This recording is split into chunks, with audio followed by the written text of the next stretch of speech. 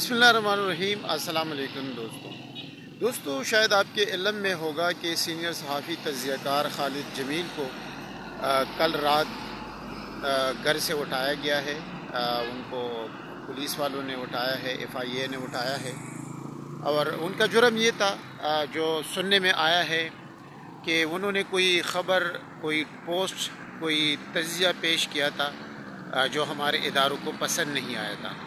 तो मैं सुबह से सोच रहा था, जब से मेरे पास ये ख़बर आई है कि आया हमारे इदारे इतने कमज़ोर हो चुके हैं कि वो किसी के पोस्ट से, किसी की ख़बर से, किसी की तज़किये से उस पर इस तरह एक्शन लेती है और उनको इतना नुकसान होता है कि वो एक्शन लेने पे मजबूर हो जाए। तो अगर इतने हमारे इदारे कमज़ोर हैं तो फिर इस मुल्क का अल्लाह ही हाफिज़ कि वो किसी रिपोर्टर के, किसी तज़कियाकार के तज़किये से, किसी सहाफ़ी की ख़बर से वो इतनी जल्दी एक्शन लेते हैं और उस एक्शन के नतीजे में उनको घर से उठाया जाता है और फिर उनको बंद रखा जाता है।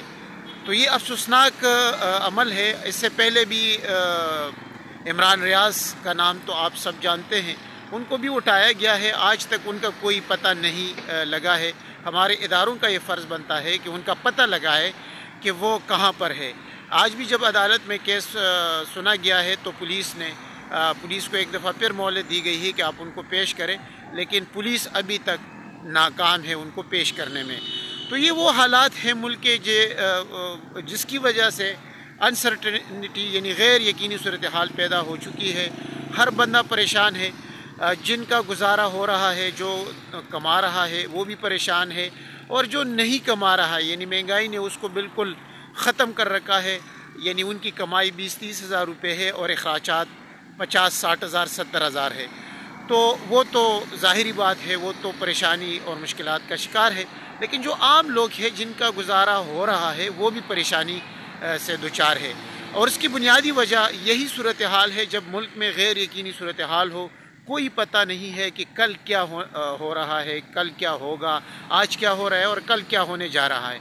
तो ये सारी जो मामलात है, सूरत हाल है, हमारे इदारों को चाहिए, ख़ास कर हमारे जो इस्टेब्लिशमेंट के इदारे हैं और आर्मी चीफ़ है, उनसे हमारी गुजारिश है कि खुदारा इस मुल्क पे रहम किया जाए और ये जो गैर यकीनी सूरत हाल है इसको आप कंट्रोल करें और इलेक्शन का ऐलान कर दे। और ये जो सियासी अमल शुरू हो चुका है गिरफ़्तारियों का या सज़ाओं का, इसको भी आप ख़त्म करें। इससे मुल्क जो है आगे नहीं बढ़ रहा है बल्कि बहुत पीछे हम चले गए हैं, पहले भी बहुत पीछे थे। तो इस सूरत हाल को मद्देनज़र रखते हुए हमारे इदारों से गुजारिश है कि हालात को कंट्रोल करें और अपनी जो पॉलिसी है उस पर नज़रसानी करें कि इन 4-5 महीनों में और उससे पहले 1.5 साल में, यानी अगर हम मजमूई तौर पे बात करें तो इन 1.5 साल में मुल्क कहाँ पहुँच चुका है, पहले कहाँ पर था और अब मुल्क की क्या सूरत हाल है। तो इस हालात पर हमारे इदारों को सोचना चाहिए।